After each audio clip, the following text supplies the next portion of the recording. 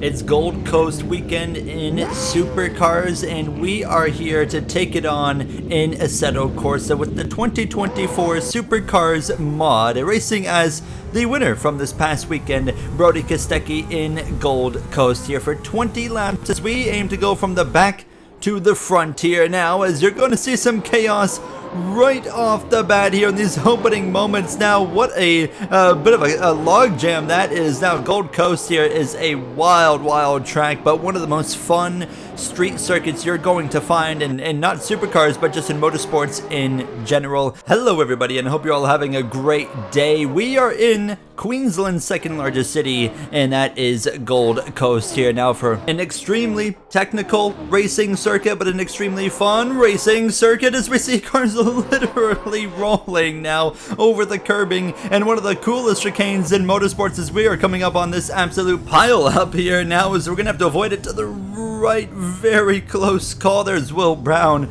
soon to be potential champion of supercars there on the left side. It's James Golding out in front here now as we'll settle in behind Aaron Love, and just like that we're up to P15. It is tight, close quarters here in the opening lap here of 20 laps here from Gold Coast. You can see drivers running into each other. That's Andre Heimgartner going at it now, and actually now up my inside, Will Brown shows a nose, but Heimgartner has some contact there from Love as we come up on the end of the circuit, which is a very really unique hairpin, and Love goes the wrong direction. He's crashed. A lap of chaos to open this race here from Gold Coast, and we find ourselves in P14 after starting in 24th. We are way off the lead, however. We've pretty well been eliminated from contention to win this race, but such a fun racetrack, and I've been wanting to get some more Supercars content on this channel. I felt like this was a great weekend to kind of bring it back here. It's a lot of fun racing this circuit now. Like I said, it's technical. Walls are right near you at certain parts of this racetrack, but here it's a little bit more open, but you got this really technical but fun chicane that you go back and forth, just kind of the S's chicane, and then you head into the tighter sequence of the circuit here. Now you got the left, rights, and then just you go through here, a little slight right, then you go back to the left, and then you're going to take another right-hander, but you got to get right up and close and personal with the barriers. But turns 1 and 2 here, very close to the barrier as well. You pull all the way out to the left, or you basically turn right in and push the car over towards that barrier. It's a lot of fun. It is a bit difficult to pass at this circuit. Of course, it's hard to kind of build up runs, and on the long straightaway that leads you to those S's chicanes is a big hairpin where it's really hard to build up momentum, so it's kind of hard to pass on that straightaway as well. So there's not a lot of passing opportunity here, and after we moved up to P14 on the opening lap, we had gone nowhere. We're basically relying on mistakes of others, and that is going to happen. You're seeing it right here. We actually have a car upside down. I believe that was Anton Di Pasquale, who was up and over, and then moves us up into P13, and we're going to see drivers make mistakes as this race goes on, and that's, like I said, where we're going to do some damage on the leaderboard now, as we're actually reeling in Heimgartner. There's a lap car just in front, actually, now, but outside of that, we're looking to move up into 12th place, as it's currently Golding out in front over Ryan Wood, and how about Macaulay Jones there in the third position as we continue behind this little kind of line of cars waiting for opportunities to be able to take a position as Will Brown continues behind myself in 14th. So much fun to drive this circuit as well. I mean, on the sequential shifter, it's just a lot of fun to whip a supercar around anywhere, but yeah, I was having a lot of fun. Here's an opportunity to get into position to go for a position now on Heimgartner. We'll take the spot now, and hold on, we have to be a little bit careful, leave the room, and we maintain where we are running. So still P13, but now we're in striking distance of Andre Heimgartner and James Courtney just in front. We continue to follow and just kind of wait for the opportunity to strike. That's all you can do is just wait for the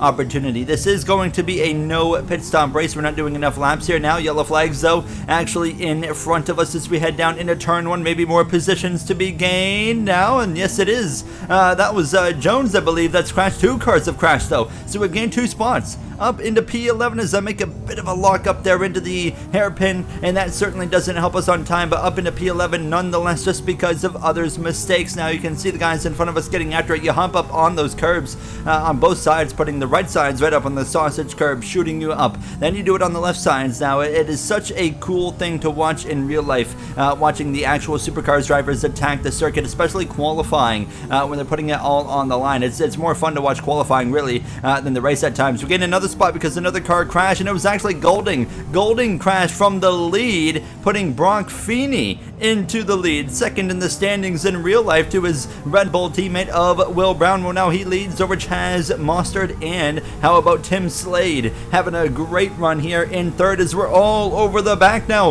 of Andre Heimgartner, now nearly into the back of him. We do tap the rear bumper of that Camaro, but he's okay. Hops up over the curb, a poor exit. Hold on, we might have a rare passing opportunity, and now we slip up the inside, wheel to wheel. We actually lock up, slide into the side of Heimgartner, a bit of wheel to wheel contact, but we get the job done and go through. We might have been told in real life to give that one back, but I'm not 100% sure. That was certainly a borderline move now, as we can focus in on James Courtney now for the 8th position, and then Dave Reynolds just in front of him in P7, so that is also an opportunity. Now getting past P7, I think we can get to 7th, but I don't think we can get much further than that because there's quite a gap between cars at that point now, as some cars have been crashing, holding up some of the pack. Of course, on that opening lap we had that big pile up that really kind of separated everybody. Now Brock Feeney currently out in front, still trying to hold his own, nearly into the back actually of Courtney into the hairpin, but we continue on in 9th position now as we already are approaching the halfway point of this 20-lap race here from Gold Coast. Now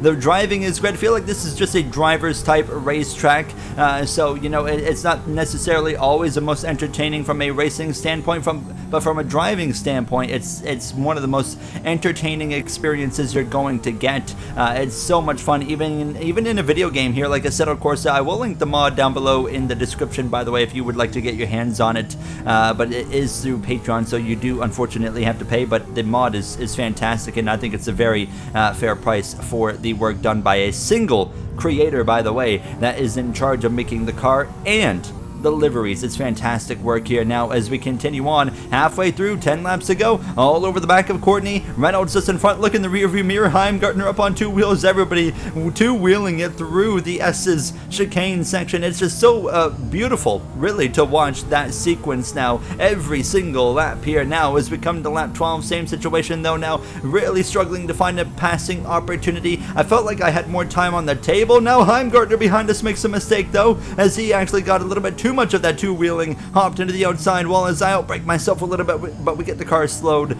down just enough here now as we approach lap 13. But like I said, I did feel like I had more time on the table. I was just kind of struggling to find it now, slowing down in front of us. Looks like someone's coming out of the pits, and oh my goodness, Courtney's going to rough up Dave Reynolds. Big contact there. We're going to slip through on the inside, and Courtney took the advantage of a slower car coming out in front of Reynolds and went after it up his inside into turn 1. He gets through, we move through as well into P8. Reynolds now down into the 9th position, but now Courtney starting to show that maybe he has a bit more pace than me, and that slower car that came out is now upside down and out of the race, so we'll just slip through on the inside. Say thank you very much. However, like I said, I think Courtney's got a bit more pace than he was showing.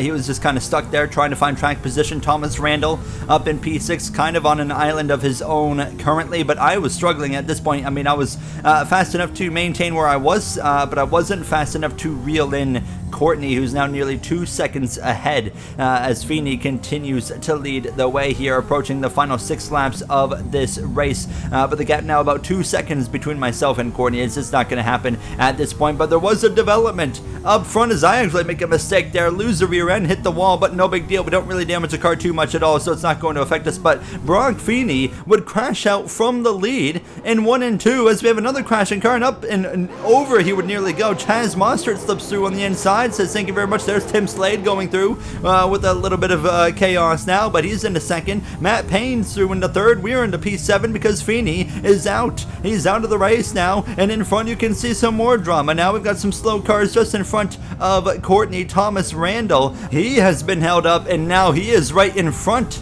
of James Courtney now, and he was getting after it with one of the lapped cars now, getting, just beat around basically. They're going to continue side by side into the 90-degree left-hander contact. Oh my goodness, Thomas Randall head on into the wall, another position gain. This race is all about survival, attrition. We've moved through into P6 now as Courtney's looking for an opportunity to get past this lapped car that just flipped himself. We're going to stay through on the left, and Courtney now slowed up quite a bit, so that allows me to the back of his Ford Mustang in these closing 5 laps. Tim Slade now into the pit lane. Something's gone wrong with him. That's another position into P5, coming to 4 laps to go. And like I said earlier, it's about hanging on. It's about surviving. This race is a driver's track, and if you make mistakes, it is going to certainly bite you, and you'll pay the price. And now we find ourselves in P5 because we've just played our cards right. A bit of a slip and slide right there. A poor exit out of the chicane from Courtney, but it's not going to be enough to close in on him to put on some pressure. He's just got more pace than I have, and I'm really driving hard right now, trying to maintain and keep that pressure on the back of his Mustang, but it's not going to happen with 3 laps to go, putting it right up against that barrier on the exit of the first corner, and we continue to just throw this supercar around. This Camaro, it's driving great. The tires continue to wear, but I just don't have much left in the tank now as we hop up over the curbs. Really aggressive right there. The gap hovering around a second and a half to 2 seconds every single lap, but we're not really losing too much, but we're certainly not gaining. That's the big thing, is the gap is still going in the wrong direction now as we approach the final 2 laps. A little bit too wide in this final turn. It's just not going to happen. Courtney's too quick. He's going to hang on to 4th position while Chaz Mostert took the lead after all the chaos. Matt Payne in 2nd. How about Jack LeBrock up in 3rd position? Teammate, of course, to Brody Kostecki. Final lap here in Gold Coast. What a fun track to drive and put on display for you guys to witness. Just how awesome this is. I'm pushing way too hard on this final lap trying to find something,